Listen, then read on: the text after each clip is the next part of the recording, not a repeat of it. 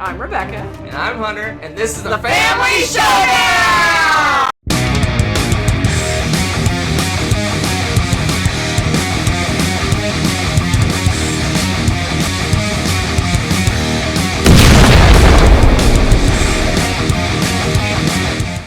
Hello and welcome back to our Top 100 Games of All Time 2026 edition. Today, we are going to talk about our 70 through 61. So, thoughts? Do you have a name for this 10 or a theme that you've seen to this? Let's take a look. Okay. Let's take a look. I'm going to say, let's see, got a new game, a game I don't own, and a lot of games I haven't played in a long time. Ooh. I'm going to call my top 10 this time Movement. You'll see. Movement. No one stayed the same. Mine are pretty consistent, actually. You'll see. It's Movement. Just. All right. Let's kick it off. All right. Let's kick it off. So, start this up. With my what? 70? Yep. 70? Is that what we're doing? We're doing 70. All right. My number 70 It is. Glass Road. Ooh. So, I have not played that in a while. You're right. apparently there was a reprint of this at some point. But anyway. Really? Glass Road. It's an Uwe game. Oh, I should grab it over here. You should. I should grab it. Tell us about this game. Let's take a look at Let's look at this game. Let's take a look at it. Glass Road. So this is like Ora et Labora Light in a lot of ways. It plays quicker, less complicated. Yep. It says here on the back, I don't know how much I believe it, 20 minutes a player. It's probably an hour game for us ish. So Glass Road is let's see, you're basically you have like an area on your board that's covered with like trees and stuff. Is there a road? I don't think there's a road. It's from today. The Glass Road is a route that connects museums, historical glassworks, and various landmarks. But there's no Glass Road in this game. So basically, it's a kind of a resource management game. You're managing resources. You're producing resources to create buildings. And you're using the buildings to create points. And there you go. And then there's points. There's a couple of cool things about the game. Why it makes my list is one is the little the Dial of Destiny. The Dial of Destiny. Yes. The Dial of Destiny. Isn't that a Lara Croft thing? No. The Dials of Destiny. It's basically you're producing resources, and what's interesting about the game is you have like specialty resources that you make. Yes. And anytime you have the right combinations of resources to produce that good, you automatically, for the most part, make that good. Okay. So there is some strategy there because you might need the resources, so you don't want to produce the good. Because when you make the good, it uses like one of all the resources. So there's like some manipulation with this part. That's part of it. The other part I like about the game is the card play. So you have a set of cards that you use. Basically, they're almost action selection cards. I think, if I recall, it's 15 cards. You have a hand of cards. And each round, you're going to pick 5 of those cards that you're going to do. But this is the cool part. You're going to pick 3 of those to play face down. And those are the ones that I'm definitely doing this game. Those are the ones I want to do. And you're going to get to do those. You'll have 2 left over. You're hoping someone around the board is going to play those cards. So then you'll get to use those as well. So you get potentially get 5 cards played instead of 3. If I'm recalling all this correctly. I could be completely wrong. I think it's how it works. And there's almost playing chicken a little bit. It's like, oh gosh, I know Rebecca's going to do the glass blower. I don't know what the name of the different cards are. So I'm like, I think I'll just keep that one in my hand. Right, because you get I get a little bonus when she plays that card. So, so it's got some cool things going on. It's an Uwe game, so there's like farming and resources and things. There's really no feed your people, though. No, there's no feed There's your people. No feed your people. Feed your people some glass. They eat some glass. Oh my! Sounds like surgery. Anyway, that's my number 70, Glass Road. Nice. Okay. Well, my number 70 is different. Well, the odds are extremely good. I know, right? Space Base! In this lovely little box is Dicey Happiness. And by dicey, I don't mean like shady, kind of sus. I'm talking about dice.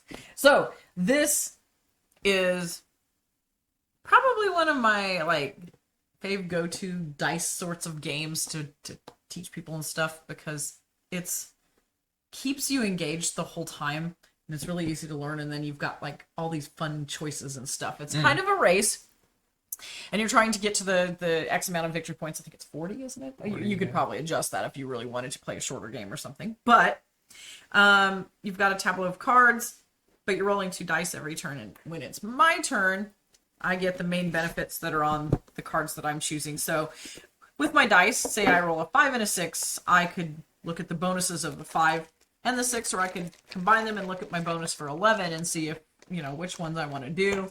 I like that. You have choices. But the cool thing is, even though it's my turn and I rolled the dice, Hunter gets to do something cool with my dice as well, but it's on the top bit of your board, where you put cards after you kind of retire them. And so even though it's my turn, he still gets to do something. He's still potentially collecting some other resources and things as well. It's just a fun engine builder. The trading of the cards is fun to engaging to try to decide, when do I want to switch over to just getting victory points and not so much of all these different resources. Because once you do that, you've got victory point cards. You can't do anything else with those numbers. So you're stuck, right? If people keep rolling those numbers, you're not getting anything out of it. So when do you want to trade? What do you want to do?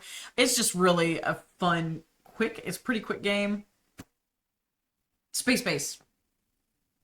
It's good times. You like this game too.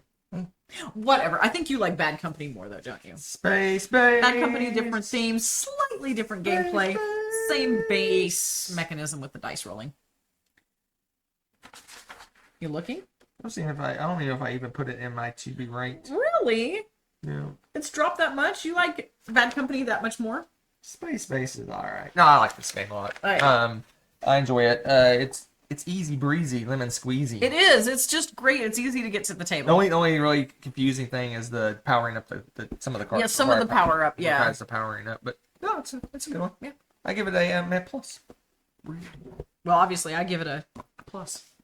Plus. No math. Just plus. No math. No math. All plus. Let's move on. Yes. Let's move on to my number 69. So we got Tabanusi. The Builders of Ur. I like this game. I messed up my list by looking around and things. Oh, did you? It's Tabanusi. So this is one of the infamous, notorious T games. Okay. This is actually one of the ones that plays pretty quick. This is an hour-ish game. This one's I guess I fall for the gimmick on this one. So basically in this game, you're almost doing, a lot of the T games have this mechanism where you got all these different regions of the board. Mm-hmm. I think they call them districts or something in this game. Yeah, districts. That you are influencing, and then basically it's almost like an action selection. You go to this region of the board, you can take certain actions in that region, and they interact. Like I go over here to get resources, I go over here to build things, I go over here to get victory points, I go blah, blah, blah, et cetera, et cetera. But that's not the gimmick. The gimmick is that when you put your workers, you have like 2 workers. One's like a cool dude and a not so cool dude. Mm-hmm. I don't know what they're called. I like your terms. You put your cool dude and not so cool dude down. Well, when it's a dice drafting, you're drafting dice in the game. You use those dice to basically spend almost like a resource in different areas. But what's cool is when you draft a die with your cool dude, I think it's your cool dude, it'll have a number on it, and that's the district you're going to go to in your next turn. Yeah. So basically, when you draft that die, not only are you getting it for its resource, you're saying, okay, I want to go over to this spot next. And sometimes you may go to a spot to get a die to go to a spot you want to go the next turn after. It's like, oh, I need a 5. There's no 5 where I really want to go. I'll go over here, grab a 5, and I go over then I can get to where I really want to go. Yeah. So it's almost like a logistical puzzle of how you do it. It is. And your little dice are a resource, which is kind of cool. They're kind of almost multi-use in a way that way. And you're just building little buildings, and you got some area control going on and things like that. It's a lot of fun. Plays fairly quickly, and it's fun. It's got all cool little bits. Yeah, for as heavy as it is, it's only like an hour-ish. An hour, yeah. For us, yep. for an 2 hour player. for 2 player. So that's pretty cool. Yep. Yeah, that's a good game. Yeah. Tabanusi. The builders of Ur. That's true. All right. So, I don't think I said last time my space base was 74 last year. It's moved up a couple spaces, so it's hovering around the same area. Doing that. Yeah. Oh yeah, I try to keep tabs on my stuff. I just forget to say it sometimes. So for me, Glass Road went up 7 spaces. Okay, so Tom and Lucy dropped 27 spaces. Whoa! Because we haven't played it in a while. That's because we haven't played it. That's fair. Yep. So this one's interesting because my number 69 was my number 35. And like I said, we hate it now. I totally hate it. Garbage. Now. I hate it now, and that is Mercator. Seen here, ta-da, Mercator, held in the safety box. We'll just put it that way because you don't hear it, but there's loose bits. This one is one of the ones that pushes. If you set it vertical, the cover gets slowly reopens. Let's see if no, it's been sealed for so long. And this is going to be 502 pixels. Let's see if it actually does it. Not too bad. Oh, wow, that's crazy. That's crazy. Not too bad. I'll never get that back again. Now, but not bad. That's okay. So anyway, you can pick it up with your toes. Mercator is one of those games that has the mechanism that I talk about pretty frequently when we're doing top 10s and stuff on our live shows. And that's getting bits and trading bits and upgrading bits and moving bits around and doing stuff with bits. And Mercator is a lot of that because you're a merchant, you're traveling to different areas and getting things and dropping it off and trading in other areas. And for whatever reason, I just really enjoy that. This game is on the heavier side for some of the ones that do that I really enjoy. But again, it's an Uwe Rosenberg game. This is just like watching a comedy show off to one side here. What is going? Do you not know how to put these on? One side is stretched long ways. So if you put the short ways side on the long ways, it's forward. Anyway, it's funny because this is also an Uwe Rosenberg game. We seem to be on an Uwe Rosenberger in this 60s zone, I guess. It's pretty cool. This is not one of his, taking weird shapes and putting different shapes in things. This is all about stuff and bits and trading and no feeding your people in this one either. I really, really enjoy playing this one, but it is different than most of the games that Uwe Rosenberg does produce. Wouldn't you agree? Yeah, it's very unique when it comes to his games. You're not farming, you're not feeding your people, you're not, but you are turning things into other things and making more things into things. There's so much of that, and again, I don't know why. I love that so much, and this game is full of it. Contract fulfillment. There's contracts. There's cards that help you do those things better, or give you perks and whatnot. We should play that one again. Typical. Yeah, we need to soon. Beige for days, right? Am I right? Let's move on to my number 68. So good. This is queued up as our next game to play. Oh! If you're following along at home, we're doing a little thing where we randomly select 5 games from our collection and we vote. We vote on which one we want to play next. When do we rank them? And then we rank, and whichever gets the best votes is next up. And next up for us, Anno 1800. Yeah!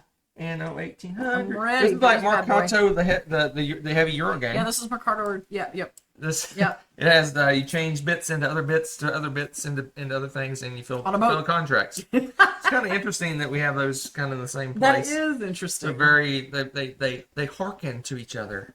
Is that right? Hearken. They hearken to each other. I don't know what that means. Anno 1800, it is basically you start off and you got a couple of rocks you're clicking together, and then eventually you get ore, and then you make steel, and then you make sewing machines, and then you make all sorts of fun stuff. It is a fun thing. But the gimmick, and they're always got to make my top 100. You need a gimmick. Do you? You need something. Yeah. That's something to catch my eye. Oh my goodness! It's interesting. You gotta have that going on. You almost sound like Shark Tank or something. Where's my gimmick? Yeah. The gimmick in this game is that it's worker placement-ish. Okay. You're basically using workers to do things, produce those goods. Mm-hmm. You start with a certain number of workers. You can get as many workers as you want. You can get 1,000 workers if you want. Well, there's probably not enough cubes for 1,000 workers. You know what? But every time you take another worker, you add a contract that you have to fulfill to finish the game. So basically, you're extending your game. You're taking in more workers, but then you got to fulfill more contracts, and it's like a balance. Where do I stop? Like, do I have enough workers? Do I need another worker? Can I do without another worker? Oh, let's get another worker. And then at the end of the game, I got too many contracts. I can't finish all these contracts. Doesn't that kind of extend the gameplay too? If you have more contracts, or does that just make it a tighter? I'm trying to remember. No, it's a set time. I think the game ends, and if you're not done with your contracts, you're not done with your contracts. That's and, true. Bad things happen. And then sad times are right. Oh well, according to the box, it is exactly 120 minutes long. Well, according to the box, it's 5 on strategy, 1 on luck, 5 on industrialists like this game. I don't know. What? Did you at home know any industrialists? Industrialists? What the? Or if you're an Anno fan, because this is based on a video game, it's Oh, a 5 that's for true. you as well. So if you're an industrialist Anno fan who Your doesn't like brain luck is just- and loves strategy, you should already have this game in your collection. But only for 100. I don't know what I'm saying, but I'm done talking about it. I don't know, but that's really funny to me. I don't know. I'm That's done really talking funny about to it. me. That's a good game. It's a good game. All right, my number 68 took a tank, and I think it's been punished because of lack of plays. It's dropped from number 7, and I think that'll come From 7. I think it's going to come back up again this year. You hate this Honestly, game now. Yes, I hate this game now. I hate Creature Comforts. Oh my gosh, look at it. What? How can you hate this? Apparently you do. It dropped 61 places. That is insane. This game, we're calling this game. It's for sale. We'll sell this one for 25 New Zealand dollars. What? You're Anyway, crazy. Anyway, go ahead. No, this is. This one needs one of the elastic things. It's got a little bit of a springy box closure as well. I can hear do we store lots this of in bits. vertical? I don't know. No, it's not vertically stored. No. Thank goodness, because you can hear little ASMR thing there for you. No. But yeah, 50,000 Only if pickup. ASR means annoying. Annoying sounds. Annoying sounds up close.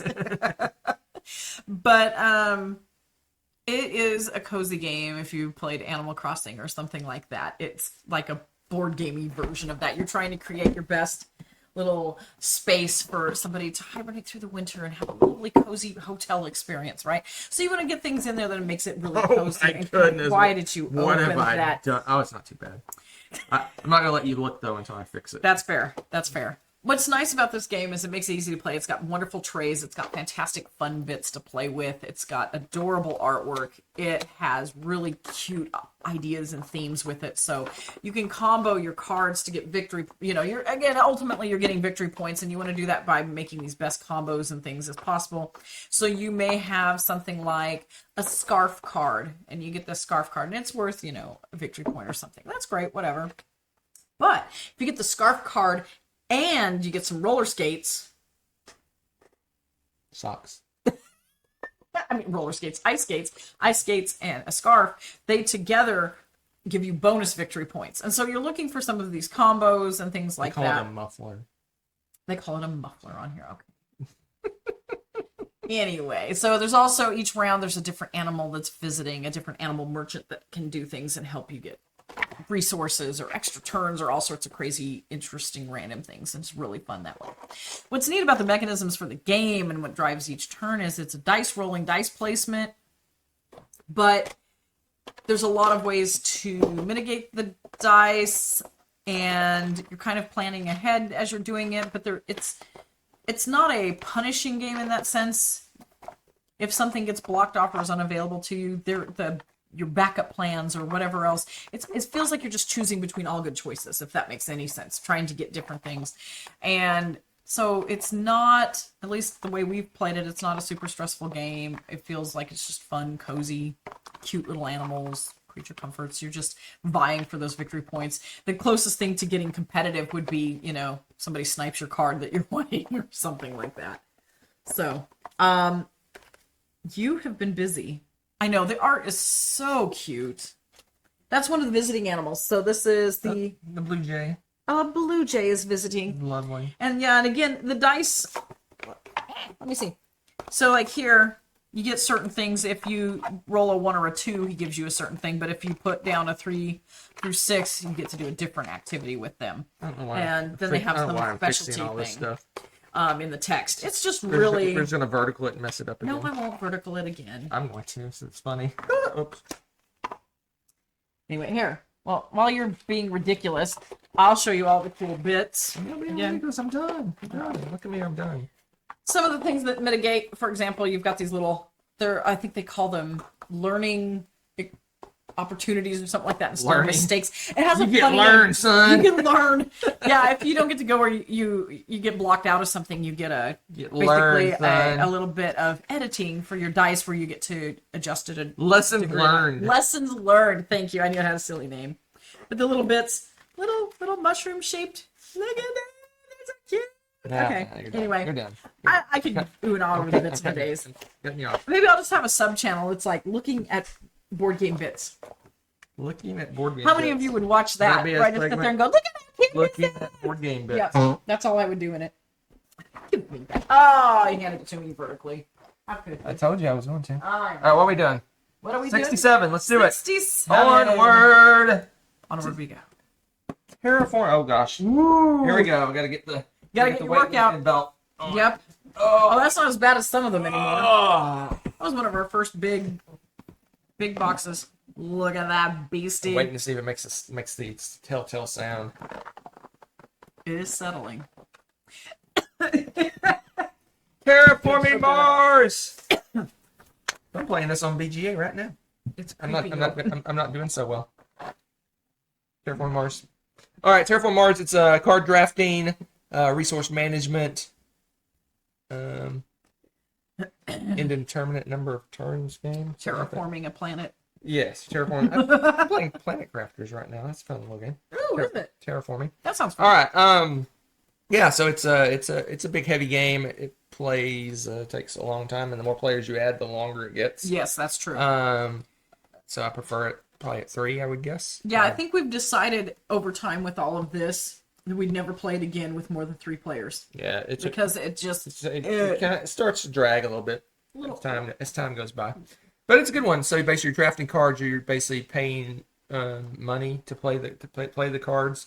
You have to have the right situations in your area, in your tableau, as well as on the board to be able to play them. Heat and oxygen. It's kind of thematic. So basically, it's got to be a certain temperature before plants show up, or a certain amount of oxygen, and all this other stuff. And so it's thematic in terms of the card play and some strategy on when you buy. You don't necessarily get a card that you need it to be 10 degrees Celsius and it's negative 15 right now, so maybe you won't going to get to play it for like forever. But maybe it's worth it to take it early. But it's interesting, the drafting. Basically, you do the drafting of the cards, and then you choose which of the cards you drafted you want to keep and pay for, and discard the rest. So you can almost hate draft in a way. You're like, definitely. That card is really good for Rebecca, but it's useless for me. In a lot of games, you just have to take that card, and now it's either clogging your deck, or you're never going to use it. It just sits in your hand forever. But you can just go, I'll take it from Rebecca, and I just won't pay for it. I just won't buy it and keep it. I'll throw it away. Yep. So there is some contention there, and there's also some attacky cards in the game. Like I think I just stole one of Tommy's energies. There's a few things where you can steal or have them get rid of some bits or something, but there's also one, isn't there a comet or meteor strike or some weird thing? Nukes a place. Yeah. Nukes an area of the board. There's like that one mean card. And then after that, it's pretty decent. No, I'm moving damage. Yeah, we keep finding damage to our board games from the move from US. Yeah, kind of a little painful. I was going to kind of tilt the Oh my gosh, the reason the big box is so incredible. Amazing 3D components. Yeah, I was gonna say pull one out because it's one thing to see them, but like to actually see the city. It's 3-dimensional, so you can see here. I'll put it in front there. My black shirt, you can see it that way. Oh man, I love these pieces. They're so gorgeous, and the little nuke. the little nuke. The nuke has its own piece. It's actually 2 pieces. You put the. Oh gosh, it's on there forever. See, it's got the. I love it. It has 2 spaces in the board for that, but it's got other things in the ocean tiles, blue water, and lovely, lovely stuff. Yep. But honestly, we really enjoyed it. That's why we got the upgraded bits. I think this game is so fun, even when we had just the plink. Blinking things. So I think we've come to the conclusion, for better or worse, that we just like Preludes and base game. Yep. I think I put that one wrong. Yeah, we pretty much don't play with the other expansions because it just drags out the game too much. Venus is not too bad, but then you get the stuff like where you're voting. I forget whatever that one's called. Oh yeah, we don't really enjoy that one as much. It gets the colonies is kind of extra stuff that I don't necessarily need. I'm sure people that love Terraforming Mars play with everything. Right. The ones that play for all us, the time. I think we just preludes and the base game and good G to G. Good to go. All right, I'm done talking about Terraforming Mars. You are done talking about this. So my next one was my number 60 last year. It's now 67, so it's hovering around in the same zone. And that is the Alchemists. So this one is one of the few games that I will say has an app and it's helpful to have. You can have a player that just strictly runs everything as the app would, or if everybody wants to be in on the game and in on the fun and blah, blah, blah, or don't enjoy the sort of managerial activity you have to do for that, you can just get the app and everybody uses the app. What happens is this is such a great little logic puzzle of a game. You're mixing together weird components and trying to figure out what kind of potions they make. What's the side effect? Which is also hysterical because you can test it on yourself. Or, those interns you have hanging out, running around. You can just, say, hey, drink this. See what happens. Take notes. Yeah, it's actually really funny. But in your own little space, you've got kind of hidden away. You've got this nice triangle of power, as I like to call it, where you're ticking off the boxes trying to figure out, okay, this combo and this combo, it made this. So by a little, process of elimination, this and this should probably make this. And you're trying to figure this out and solve and figure out which components do what. And it's basically whoever finishes that first wins. I just realized that we don't have, on our new phones, we don't have the app. I'm installing the app. That's fantastic. Installing it. I was going to show it off. I was going to show the app off to everybody, but yeah, and the app's great. I don't have it on my phone. Because here's the thing: if you don't have the app, then the making the matrix to try to figure out what does what and everything, and who's in charge of that is a person, and that's their whole game basically. Because it's a lot to cover and keep track of. It's a big. Here's the little triangle of power thing. That's the individual. Yeah, these are the individual ones. So again, you can see which components. I like that they color coded it, and they have the symbols too. So if you're colorblind or whatever, it's probably buried. To figure out the actual. I love this puzzle aspect of the game. Yeah, I don't know if we've ever played it. Have we ever played it where someone runs the game? I don't know if we have not. Once we found out about the app, we really just decided, why do that? We want to just play the game. I guess someone would get some people would get some fun out of looking and telling people whether they're right or wrong. I was gonna say, if it's a really big full game, especially if we've got new players, I would probably enjoy doing that once or twice myself. I wouldn't mind that, but it's so fun to just. It would seem like it'd be easy to mess up too. That's the other thing, and right? You go, you're half right or whatever, and then it completely throws the game off. Yeah, right? Yeah. There is that pressure as well. So let the app do it for you. But I really enjoy the logic puzzle for this. The app's free, by the way, so you don't have to worry about paying for it. And it's open and running. Oh wow, that was quick. See, look at how quick and easy that was. But it is. It's not. You don't need the app to like run the game per se, but like to keep track of all of the components and everything. Yeah. So the app just quickly. Yeah. So basically, I just installed it. That shows you how quickly it happens, but. Basically, what you do is you basically have a code at the top, and you tell everyone at the table that's the code for the game, and then you don't have to pass the phone around or anything like that. Everyone can have their own. And you can click on what action you want to do, and then it tells you the result of what your combination of things you mixed up do. It's so nice. It's just nice, and like you said, if everybody has the phone and doesn't want to pass it around. Yep. You can just put that code and it's convenient. And actually I think that lends itself to helping you if you wanted to try to do a distance game or something. I think you could probably I don't know the board bits. I don't know. I have to look at the board bits, but you could. I don't think you do it distance wise. But yeah, it's a fun game. I like it. It's a cool logic puzzle. One of those things to think about. Logic puzzleness. Logic puzzleness of happiness. All right. It's so good. Probably spent way too much time on that game. That is not true. Definitely not worth that much time. Not true. My number 66. We haven't played this one in a while. It's going to be, like I said, that was part of my theme for this list. Okay. And that is Village. Man, we haven't played this in a while. Good old Village. This was one of those that was a game changer worker placement wise for us, right? Yeah, we got this game way back in our height of becoming heavy duty board crazy gaming. board gamers. Yeah. This version came out in 15, 2015. Yeah, 15. The game came out in 2011. The Stronghold version came out in 2015. And we have all the expansions and everything for it. But Village gimmick, like I said, gotta have a gimmick. Gimmick in this game is it's a worker placement game, but your workers get old and die. So basically, that's so unusual. They age, and as time goes by, they age, and eventually they kick off. So you're basically placing your workers in different areas. Depending on their age, they can provide they're like better or not. And sometimes you do want your workers to age because there is some bennies for them aging. But yeah, you're just going to different areas, getting resources, influencing areas. Sometimes you put a worker in an area, and they stay there.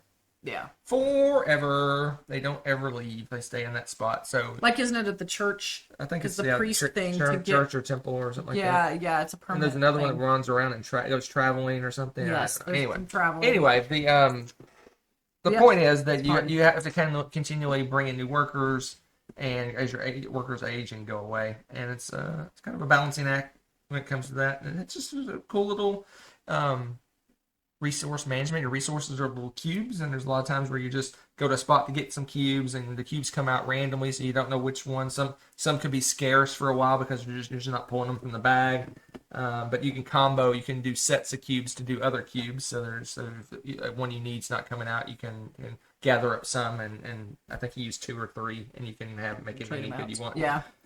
Anyway, it's a good little worker placement game. It's a little old. I think I think to some people, if they played this for the first time, they think it's kind of aged. I think they're doing kind of cooler things with worker placement these days, I think. But this is still unique because you don't see people using. Sometimes you'll see people using time, maybe as some kind of currency.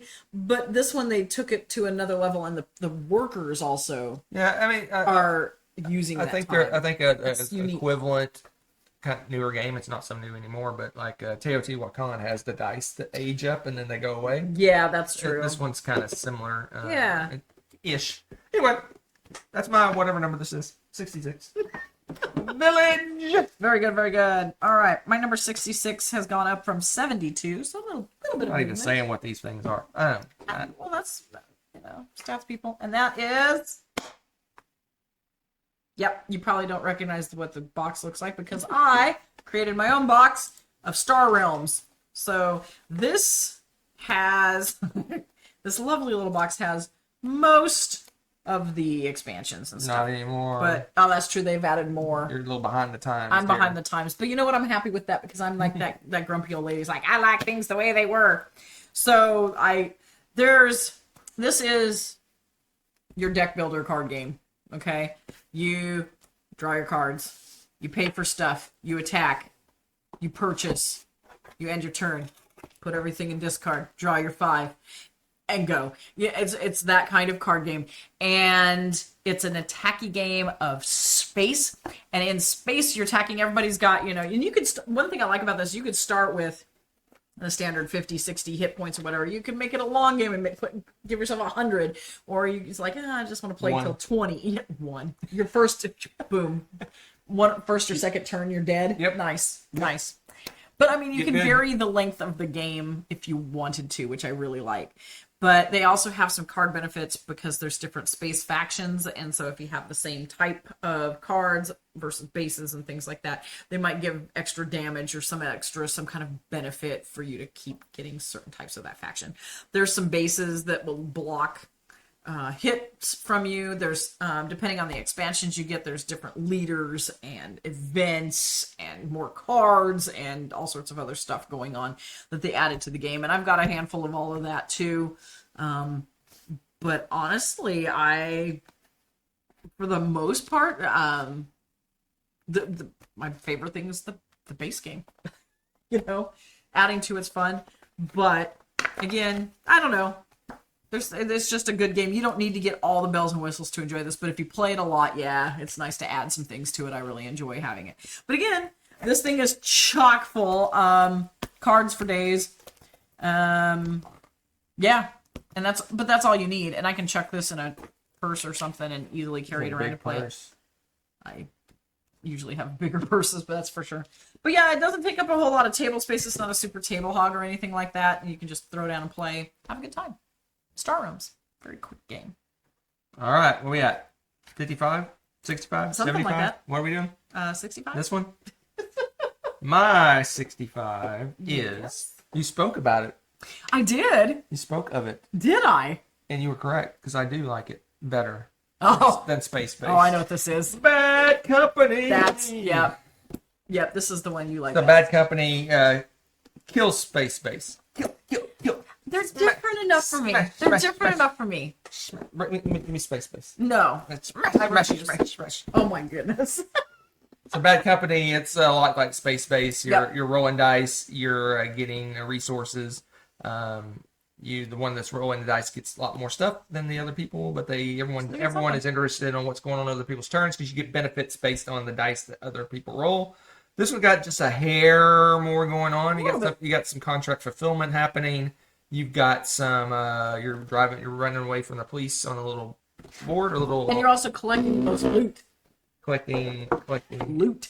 So basically, I love this map. It's great. You're running away from the police on a little map. That is a fun little aspect. So basically, Space Base, you're just basically churning out victory points. You're basically playing cards, and eventually you do a victory point production. This one, on the other hand, you gather resources and you use those resources to fulfill contracts, and that's how you get your victory. Well, most of your victory points. You get victory points in other ways.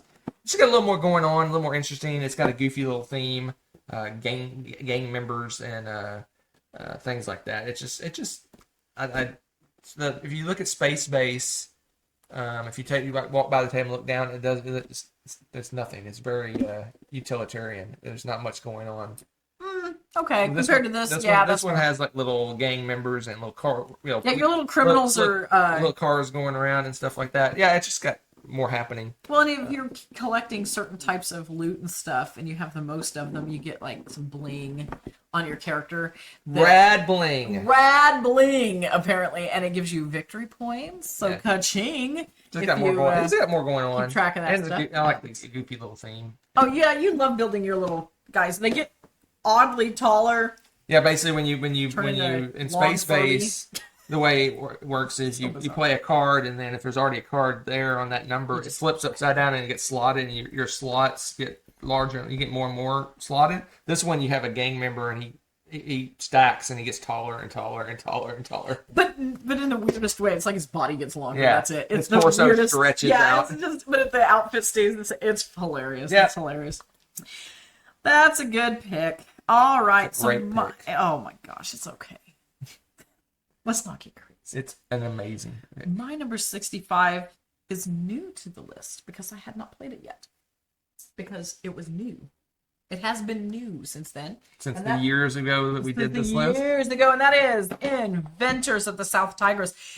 If South Tigris was a thing, it was just starting, I think, when. No. Was it even? Yeah. Okay. No. He's been that. Maybe. Do we have Explorers already? I can't remember. Yeah. I don't So, remember. yeah, around there. But yeah, this is. It almost reminds me of like a South Tigris Trajan or something almost, because each area has so many different things going on with it, if that makes any sense. Because you have up in the corner, you've kind of got an area control thing going on, and you're trying to get the most of your little bits in that area because you can get stuff out of there. And then you've got your inventions. You've got, what else is on? Let me look on the map, because there's there's a little boat, and you're going through and around and doing things, and you get stuff from that. And there's is it tents or houses? Boy, there's so much going on. It's so you're leaving places to get stuff and trade stuff and invent things and get credit for inventing things. And again, there's a lot of stuff going on the main board. There's stuff going on with your personal space, and I just love the combinations of the Garfield games and how they're doing those. Especially South Tigris is probably my favorite series by a significant margin, I think, of all of his games. Well, I mostly agree with that. I don't completely agree. I think the 2 of the 3 games in South Tigris are stronger than most of the other games. Yeah. But I think the West Kingdom games. Those are good too. I like all three of them, whereas yeah? I do not like one of the Soft Tigers games. So, are you going to reveal that later? Which one it is? I'm not going to spoil anything. But no, I like this game. It's very procedural. You basically you have a prototype, someone invents it, and then someone produces it, or but whatever. It's fun how the process goes for it, and yeah. And again, lots of bits moving around, and again, the puzzle of it. And what's the time on it? Because we've only played, I think we've only played this 2-player. Yeah, this is 90 minutes. That's probably about right for it, too. I don't think it took maybe a little bit longer your first play, but after that, you know what you're doing. It streamlines it a little bit. But do you know what the question everyone's asking? What is the question? Will your ingenious devices adorn the house of wisdom?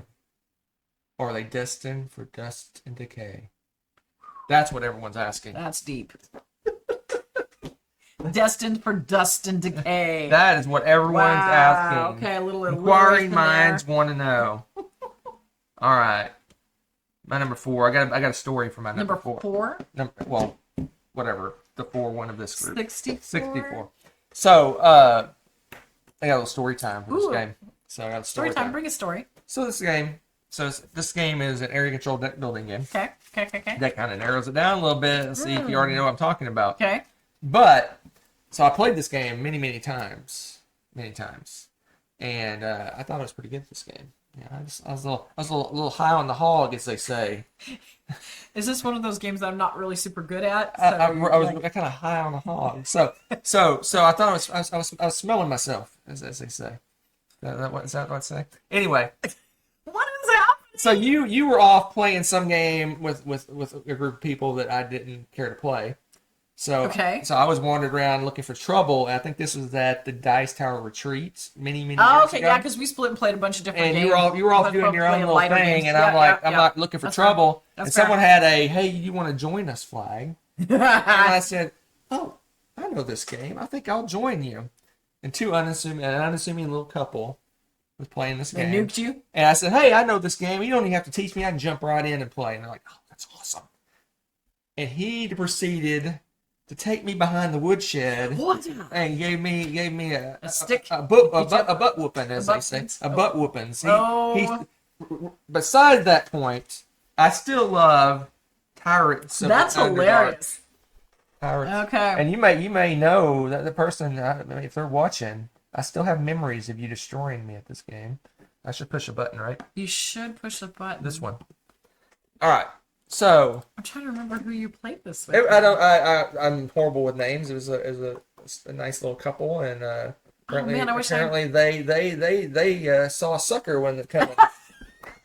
They're like, yeah, sit down, play some Tyrants of the Underdark. Anyway, so Tyrants of the Underdark, it's like I said, it's an area control deck building game, but the gimmick.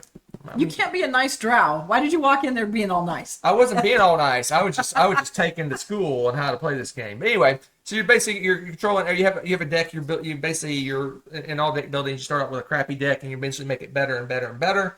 But this one has kind of a trick to it. Right. At some point, you got to start calling your deck, because if the cards are in your hand, they're worth like almost no points at the end of the game. But if you call them out, I forget what it's called. It's got some.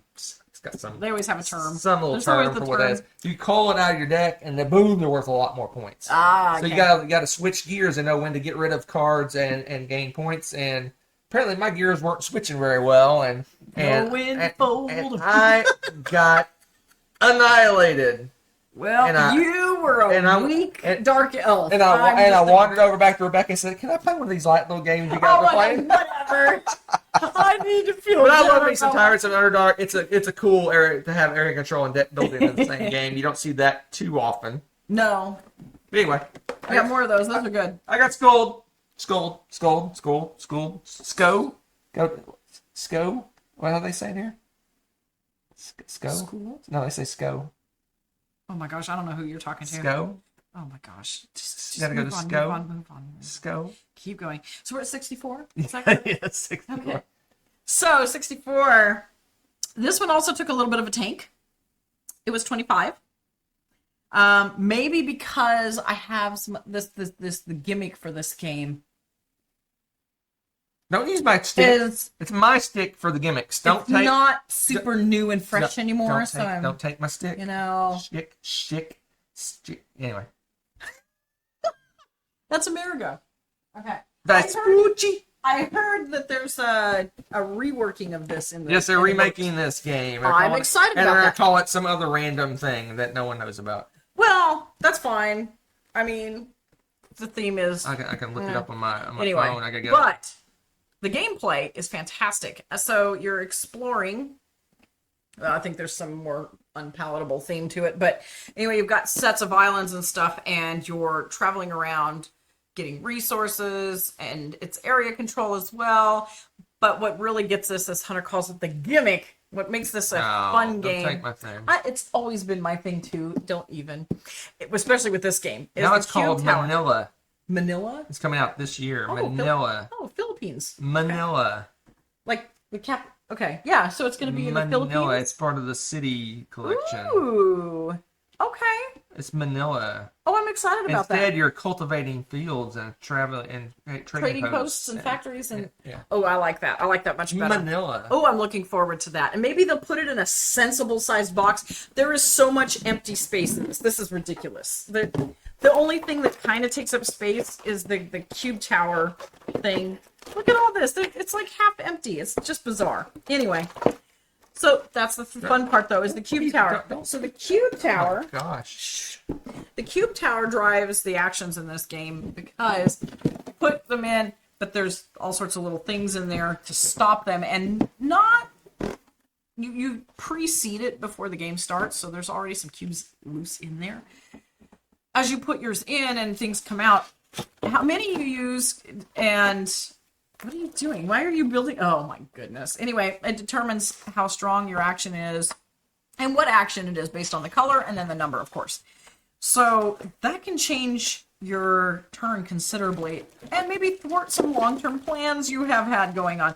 You need to think well ahead in this game to plan what you're going to do when. And that's where the fun and the strategy, for me anyway, lies, is everything that has to do with the cube tower. So... it's not interesting when you just dump a bunch in. Okay. I think they've all just fallen through. How did you do that? All right, so watch this. Okay. So. Okay, I've got 2 red cubes. Ah! They came out. Okay. But it doesn't always. I think. But I don't know what you threw in. It doesn't mean no. Oh. I think all of them fell through. No, they're. Editor, cut this entire thing out. I'm the editor, and it's staying in. But no, I mean, I don't know what just happened with this particular example here. I was showing the cube tower. I wasn't showing the functionality of the cube tower. I was showing the fact that it exists. I was proving the existence of the cube. Oh my gosh. Anyway, in the new upcoming Manila, that will be also the central component for the game because that's just how this particular Feld game goes. The gameplay for this is really fun. I'm actually really looking forward to it. Do you know if they have a time frame on that yet, or the fact that they're talking about it? It's probably going to be. I'm guessing it's going to be Eston time. Okay. Oh, but maybe this year. That's exciting. No, it's this year. Oh, okay. Oh, I'm super excited then. So yeah, fun game. It looks like it'll be available to hunt down in the semi-near future.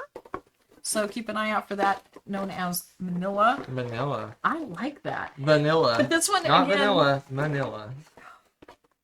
Vanilla gorilla. Vanilla gorilla. I'm not entirely certain what's happening here. I think he's had too many sodas today. No more for you. Manila. Alright. Yeah, that ridiculous queen box. If they make it in the same box, I swear. Crazy. Are you done? Have you talked about that game? I'm done. Will you please I was so bored I was playing the cube. Oh my gosh. 18! I just swallowed my list. No, it's number 63. It's one of the few games I do not own. I played this mostly online, but I did play it in person one time at a convention. But mostly I've played this online. It is the starter kit for 18xx games. The first one you want to play, in my opinion, is this one. Okay. This is used to be another 18xx game I won't mention because it's higher on my list. But You feel like this one's the better starter now? This is 100% the best starter 18xx game, and that is 18ms. Oh, because I know what the other game is you're talking about. I find it interesting that this is the better starter. This is the best starter game, and it's quick. It is easy to teach. That's right. It's very bare bones. That's right. 18xx. Oh, I forgot about it. Has like minimum stuff, but it plays it plays lightning fast. Yeah. I want to say it's like, if you played 18xx, you know that this means something. It's like a 2-hour game.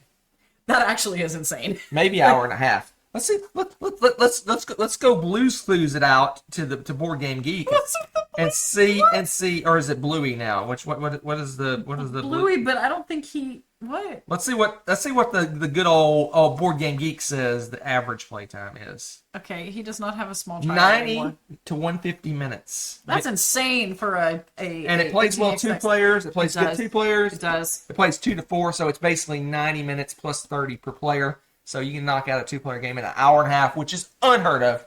Yeah, for an 18xx game, that's insane. It's unheard of. But it gives you a taste of what 18xx is. So you can go, ooh, this is not for me, or ooh, I need to check a little further. And then you go to the next game, which is higher on my list. That's the next step. Okay. And then after that, the world is your oyster.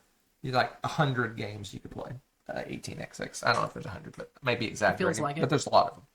Pick a year, it's probably there. So if you don't know what 18xx is, I'll give you the elevator pitch. So it's basically a game where you are a company and you're building railroads. But what's interesting in this game is that you'll have a company, you'll start a company, you'll run the company. But if that company does amazingly well and makes tons of money, who cares? Because your money is separate from the company's money. If the company has like $10 million and you have no money, guess what? You're not going to win the game. So you got to get that company going well. You got to move that money over into your pile by giving dividends and other things like that. And yeah, so people can steal the company from you. You can dump a company on someone else indirectly, which can be mean, and this game can be mean. But the 18ms, which is this game, is very user-friendly, very nice, easy to teach, gives you a great experience, and you're in and out in less than 2 hours. It's pretty sweet. Which is awesome. That's true. And if you want the whole name of the game, it is 18ms, The Railroads Come to Mississippi. Mississippi. So there you go. 18ms, my number 63. Cool. All right. It's time for my number 63. It has dropped from 32. I think it needs another play. Garbage. And it'll settle it's somewhere in the garbage middle. now. No. Far from it. And I know because you've spoken about this recently with a bit of love. And that is Empires of the Void 2. Okay, this, quite possibly my favorite Ryan Lockett game because it is easily mine. Like it's not even close. It's a combination of amazing, fun 4X style gameplay, Ryan Lockett's art, which I'm a huge fan of, and space theme, and it plays quickly and smoothly, just kind of like he was talking about 18ms. This blows my mind that you do get the 4X experience, and it's, I want to say it's under 2 hours. Hour and a half, probably. Was it 30 minutes per player? Yeah. And I think if I recall that, it is accurate. It's probably about an hour. If we're familiar with the rules and we played it recently, we can get it done in an hour. Yeah. I would not be surprised. It has follow the leader action selection. So basically you do an action and I can choose to follow it. Great with it. It's so wonderful. And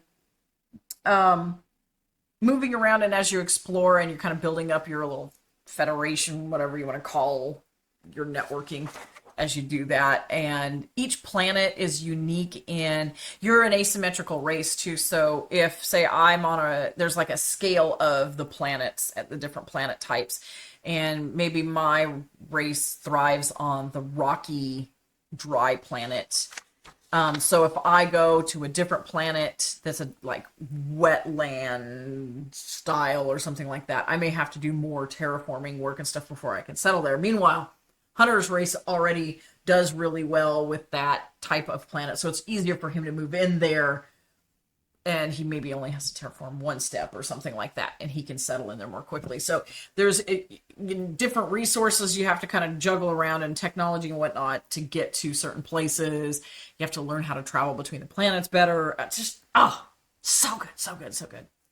And again, it's just blazing fast, but it feels like you spent more time than you actually did playing because of all the different epic things that you get to do. Empires of the Void. Yeah, I think it'll go back higher on my list. I really like this game. Yeah. And it's higher on my list. And this is the only Ryan Lochte game in my top 100. Spoiler again. Wow. So, I love it. I'm ready to play this one again. I want to play it. Oh, yeah. Right now. Let's play it right now. Oh, let's do it. Play it right now. We got an hour. We got an hour. We have to pause. Let's make it part of the video. Oh, hey, there It'll be a 2-hour video instead of a 1-hour There video. you go. You guys will love that, wouldn't you? You're like, live play where you can only see the All right. obliquely. Where we at? Oh, man, I messed my list up. 62. 62. I'm representing. I'm representing my 62. Did you plan that? No, I've been wearing this in all our videos. I'm representing my 62. You guys know what it is. Clank Catacombs! Yo, Clank. This is like your Clank game, isn't it? Clank Catacombs. Oh, does Clank Catacombs have does it have the dragon or does it have something else for the bad guy? I can't remember. Oh, it's a dragon, but he's blue. He's not red. He's an ice dragon. He's still angry. He's an ice He's dragon. still angry. So Clank Catacombs, I'll start off by explaining. Clank's a deck building game, but it's you use that deck to move around a labyrinth. Labyrinth, and you're going through a dungeon, a catacomb. And in the original Clank, you basically have it's almost like a side scroller view. If you play video games, that's true, you like to see a side cut of the dungeon, and you're basically moving around in the dungeon, trying to collect some stuff and artifacts, and you grab an artifact and you go up to the surface before the dragon eats your face. And it's basically most victory points. In Clank Catacombs, you don't know the dungeon. You build the dungeon as you go along. You see a little piece of the dungeon to start off, and then you have this big stack of tiles that you're going to build the dungeon with.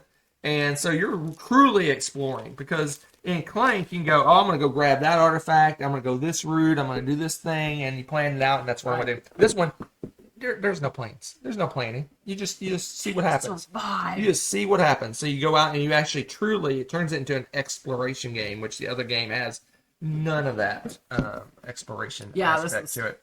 This one is amazing. This is a Clank killer for me. This is the version I want to play, and if we play Clank, this is what I want to play. I think, didn't we get rid of our other version? We got rid of the space one. I don't know if we still. I think we might got rid of both of them. Yeah, I don't remember. That's how much I don't remember this one. We definitely got rid of the space one. We may still have. No, I don't think we have either one anymore. Yeah. I think this killed both of them. Crush. Yes, there was some crushing. But I love this version of the game. If I play Clank, this is what I want to play. Heck yeah, I second that. Clank Catacombs. Bravo. I'm building a giant stack of games over here that's going to topple over and anyway. That'll be exciting. All right, my number 62 has gone up from 78. So you love it now. Still moving up. Finally, one you don't hate. This game. This is a Star Trek game that, for whatever reason, can't quite be called a Star Trek game. I don't care what anybody says. This is a Star Trek game. Yeah. Starship Captains. I mean, literally, it looks like you're wearing a friggin' they Federation shirt on the front. The board game is the bridge, and I mean, come on. So your player area is like the bridge of this ship, and then you've got the ship and all this different stuff. And basically, you're the captain, and you've got to figure out who to send where to do what, and make the ship run as efficiently and effectively as possible, because stuff just starts happening, or things break, or you need to build up to take care of a certain event or whatever. And so you've got to cycle through your workers, and they are obviously different specialists. I mean, it's totally not Star Trek, but there's like, science and command and like a medical-ish, or what's the engineer maybe? I have no idea. I can't remember. I think maybe engineer. I have no idea. But there's like 3 different kinds. Oh dear. And it cracks me up because, of course, these 3. I'll never know. Here's the Hunter's gimmicky bit. I love this. So you see the little like ship? A conveyor belt. That totally doesn't look like, the Defiant or anything, but Anyway, belt of yeah, that's what I was going to show them. The conveyor belts of your people, they slide through, and you take the first one who's available, and that's the person you're going to place where you're going to place them. So you want to think about them as they're coming back in, and in what order and how you're going to tackle the problems that you're coming across the ship with. And man, just fun, good spacey fun, good Star Trek, not Star Trek theming, because of course, you know, they're like, things are happening, and they're you're all like, ensigns, and they just call them red, yellow, blue. Whatever. They're red, yellow, and blue. Think about the uniforms in Next Gen in particular, okay? Like, just saying. Yeah, that's cool. You Totally go Star around Trek. to different planets, you take over, you got complete missions, Right. and all sorts of You're fun doing all stuff. these things. It's great. And Congratulations on your promotion. It's an exciting time to be a starship captain. It is. Maybe your ship is a bit too old. Uh-oh. Maybe your crew is a bit too new. Uh-oh. But there's a lot of work to be done. It's true. And if you don't do it, some other captain will. Uh-oh. Oh, why are you stacking this? That scares me. Okay. We're down to the last one for... And finally... Dun, dun, dun! 61. Oh, there's my 61. Oh, it's one of on, dude. Rebecca's new faves. Woo! One of Rebecca's new faves. Woo! I'm guessing it's way up on our list. Let me see. Let me see. I'm going to take a peek. Oh my gosh, where is it? Oh, it's not that high up. I'm I'm completely shocked. It is on my list. Where is it? Oh my gosh, I thought it was higher on your list. It's garbage. I love it. What are you talking about? And that is a fromage. Oh, Showdown, la fromage. Fromage. Yes. Fromage. So, I played this one in like early access. What do you call it on Board Game Arena? Alpha. Alpha and beta. I played it really early on that, and I'm like, I played this game. I'm like, yeah, we're buying this game. Rebecca's gonna love it. And we played it. Did you play Board Game Arena first, or did we play it in person first? I think we played it on Board Game Arena first, actually. But yeah, so yeah, and I was like, must have this game. This game is so fun. One of our new favorites. It's Cheesy not that greatness. new. It's from what, 2 years ago? That's newish. Yeah, it's 2 years ago now. It's new for us. New for us. But yeah, so Fromage is like a game where you have almost like a Lazy Susan board. Almost like it is. A little board here that you're going to spin around, and basically you're going to interact with the slice, the wedge that's in front of you, and you're going to basically, they're like little mini games. There's like 4 little area control ish mini games that you're doing. And when you play your pieces, they're like little cheese pieces, and you can right there. when you play them, whichever direction they point determines how powerful they are. So if you do like the gold, I think it's gold, silver, bronze. If you play the gold version of it, it's going to point in such a way. I think it points like to your left. And what happens as the board turns, so it's going to take like it's 3 rounds. It's going to point, that cheese is going to point in a different direction. And when the cheeses point at you, you get it back. You get it back. So if you play one, the bronze one points to the right. So it's going to turn one time and point to you. So you're going to get it back immediately. Whereas the gold, like she says, it's going to take 3 turns for it to cycle back to you. So you get a really cool, powerful action. You get to do a really cool thing, but you're not going to get that. Wait for that your piece cheese. isn't going to get back for a while. And it's just it's little area control mini games on the board. There's 4 different sections, and I think you randomize the order of them. I think there's another version of this that came out. Is it Formaggio or something like that? I don't know. Formaggio. Anyway, I think it did go It Italian. has 4 new sections, and so you can play that game by itself with the 4. But I think you can mix and match. If I recall correctly, you can mix and match those sections to. Why don't we have this yet? It just came out, and we're in New Zealand. Oh yeah, that. Oh yeah. Oh yeah. We'll see it in like 2028. Anyway, it's a fun one. I enjoy this one quite a bit. I think I get some piece of that enjoyment from how much she loves it. Don't get in between and me our and little my one, cheese. our little one, she's not so little more. She's the same height as Rebecca. Almost. Although she claims that she's going to be taller. Same height as Rebecca. Yeah. She likes this one as well. Right. So that's a good one. Yep. Family fave. We all love our cheese. Fromage. Oh, I always say fromage. I don't say fromage. Is it like a dyslexia thing, or are you just being No, stubborn? I just always heard it said fromage. Who are you hanging out with? They don't know French. Fromage. Oh my This is like, where are you from? I'm fromage. Wow, and he throws in a dad joke at the end.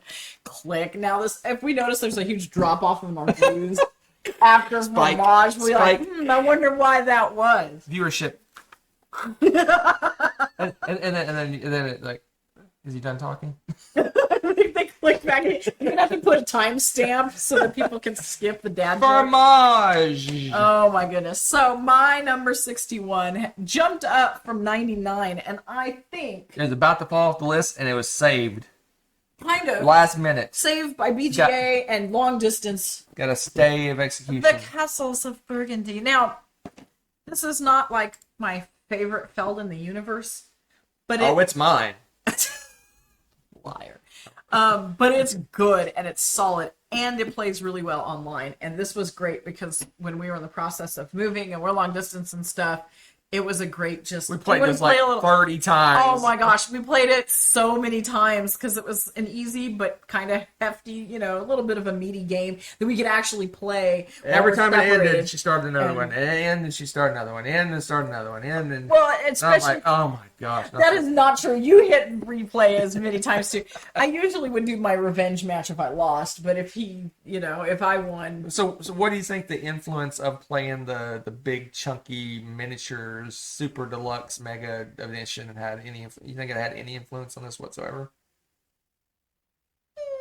It was cool, but I feel like I love this game kind of as is. If we had it, I would play with that hands down. But I don't know. You know me, I love my super chunky, crazy, beautiful version. But I don't think it had an influence on this. I think really what influenced this and what made me think about it more was our being able to play it. It's versatile enough that playing it in person's pretty easy to get to the table for a Feld, and it's easy to play on BGA, and it's quicker because as you know, on BGA, if you're playing on Board Game Arena and all that, the computer does all the moving the bits around and stuff, so you're basically just doing your actions, so it speeds up the game a little bit. And yeah, it was so great for us to play over and over, and it just cemented back in, wow, yeah, this really is a good game. So that's my story about the Castles of Burgundy. What's funny is that Castle of Burgundy was off my list and it came back on. So if you watched one of the previous episodes, you saw it was my 96. So it went up for you too. That's funny. It did. Yeah. That's just because it's so familiar now that we can just play it. We played it so many times. Yeah. We can just jump in and play it because we played it so many times that it's like that's nice. It's like chiseled into our brain. That's right. This game. That's it for this time, folks. Wow. That is it. Let me push the little get rid of Rebecca's thing. Oh, I thought you'd get rid of Rebecca button. I was like, what? That exists? I had a thought to jump out of my chair for a second. I was like, oh no. That would have been funny. It came back and you're gone. That would have been hilarious. That would have been hilarious. Opportunity lost. All right, folks. Next time, folks, we're doing the best of the worst. We're doing the best of the worst games. We are. Oh my god. What we got going on in this? I'll give you a little preview of my list. This list, for the most part, is everyone kind of stayed right where they were last time. Really? Oh, this is like the consistency list for the most part. There's a few that moved a little bit, but for the most part, they stayed the same. Looking, no new games. They're all oldie but goodies. They've been around for a while, most of them. There's one newish game, but it's not new this time. What about you? What do you got going on? All I'll say about mine is I have 3 new games on it. This is where the new ones are landing. They swooped in and they settled in as the best of the worst. That sounds so not the best of the worst I've got games. 3 new Next games time, to folks. talk about. We'll see you. We'll see you next time. Next time. Best of the worst. Worst of the best. That's after that. The worst of the best is the next list. And then it's the better ones. Where's that? The please stand by button? And then the better ones after that. And then you got the top 10. Let's all go to the lobby. Let's all go to the lobby. Let's all go to the lobby to get ourselves a treat. Delicious things to eat. The popcorn can't be beat. The sparkling drinks are just dandy. The chocolate bars and the candy. So let's all go to the lobby to get ourselves a treat. Let's all go to the lobby to get ourselves a treat. Thanks for watching. If you enjoyed this video, give it a like. Click subscribe to join our wonderful viewer community. Want to be notified when we upload a new video or go live? Click on the little bell below.